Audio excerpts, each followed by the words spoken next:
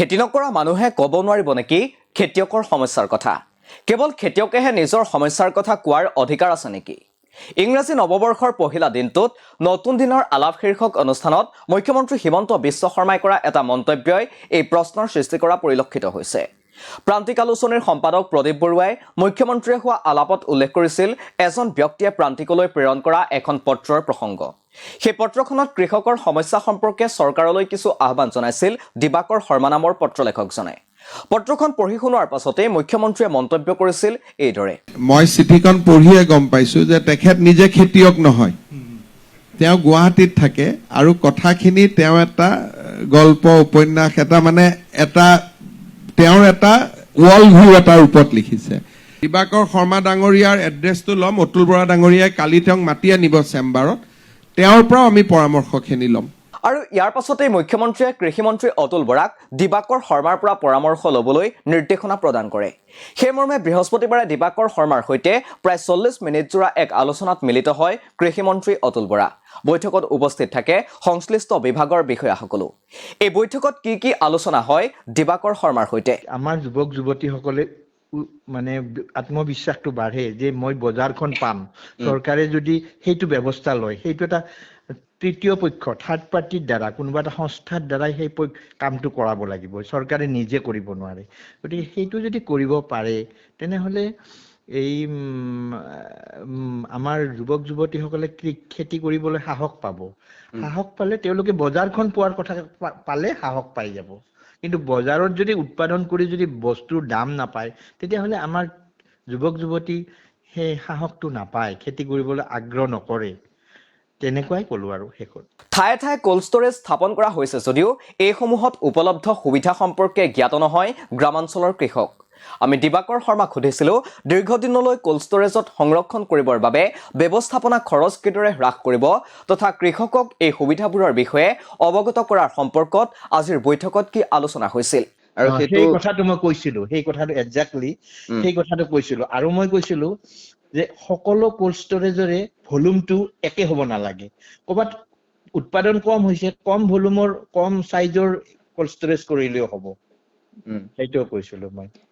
মানে কোল্ড ষ্টৰেজৰ এই ফেসিলিটি খিনি লবৰ কাৰণে কৃষকক কেনেকৈ এনকাৰেজ কৰিব সেইখিনি কথা আলোচনা হৈছিল নেকি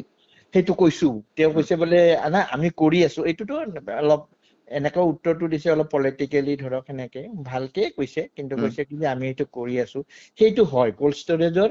সেই বস্তুটো তেওঁলোকে মই কৈছো তেওঁ যে কোল্ড ষ্টৰেজৰ এইটো যে কোল্ড ষ্টৰেজটো মই 24/7 কাৰেন্ট থাকিব লাগে মই এইটো কৈছো যে কাৰেন্টটো 24/7 থাকিব লাগে থাকিলে তেতিয়া ভাল নহলে কি হৈছে বহুত জায়গাত আমি দেখা পাওঁ যেহেতু আমাৰ কাৰেন্টটো 24/7 নাই তেনে ক্ষেত্ৰত কি হৈছে সেইবিলাক ডিজেলেৰে চলাই আছে তেতিয়া তেওঁলোকে কৈছে নাই আমি এতিয়া ডিজেলৰ এইটো ডিজেলেৰে চলালে বহুত টকা খৰচ হৈ যায় মানে মেনেজমেন্ট এক্সপেন্সটো বহুত বাঢ়ি যায় তো বস্তুৰ দামটো বাঢ়ি যাব একৰ্ডিংলি তো কিন্তু তাৰপিছত তেওঁ কৈছে যে নাই আমি এটা সোলাৰ সিস্টেম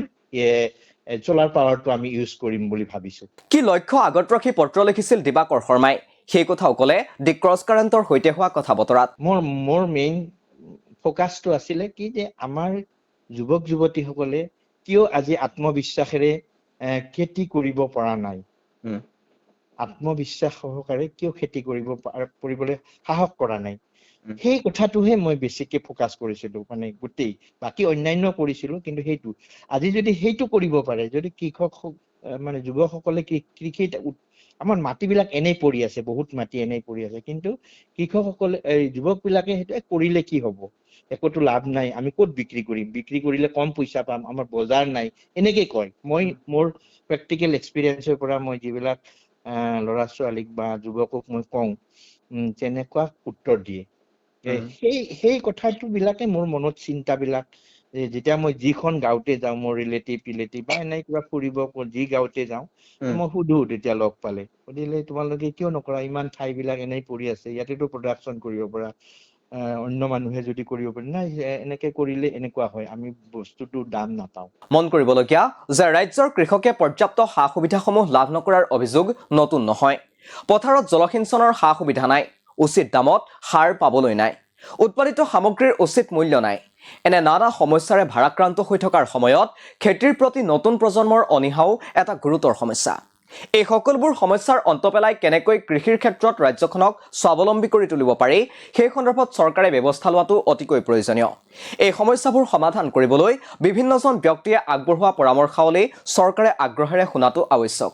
মুখ্যমন্ত্ৰীৰ নিৰ্দেশত কেৱল এগৰাকী ব্যক্তিৰ পৰামৰ্শ শুনাটোৱেই চৰকাৰে জহ মাৰিবলগীয়া কথা নহয়। এনে গঠনমূলক পৰামৰ্শ শুনিবলৈ আৰু সেইবোৰ কাৰ্যক্ষেত্ৰত প্ৰয়োগ কৰিবলৈ কেৱল কৃষি বিভাগেই নহয়, প্ৰতিটো বিভাগতে চৰকাৰে একোটা স্থায়ী আৰু সুনিৰ্দিষ্ট ব্যৱস্থাৱলী গঢ়ি তুলিবনে? কৃষকৰ সমস্যা কেৱল কৃষকেহে ক'ব পাৰিব জাতীয় ধাৰণা পৰিহাৰ কৰি ইটিকিং কৰাতকৈ এনে পৰামৰ্শ আগবঢ়াবলৈ মুখ্যমন্ত্ৰীকে ধৰি আন মন্ত্ৰী বিধায়ক তথা আমোলা বিষয়াই উদগনি যোগাবনে? এইসমূহ আজিৰ তাৰিখৰ একোটা গুৰুত্বপূৰ্ণ প্ৰশ্ন। আপোনালোকে চাই আছিল দি ক্ৰছ কাৰেণ্ট আৰু ইয়াৰ লগে লগে ষ্টুডিঅ'ৰ মজিয়াৰ পৰা মই অৰিন্দম বুঢ়াগোহাঁই বিদায় লৈছোঁ। ধন্যবাদ।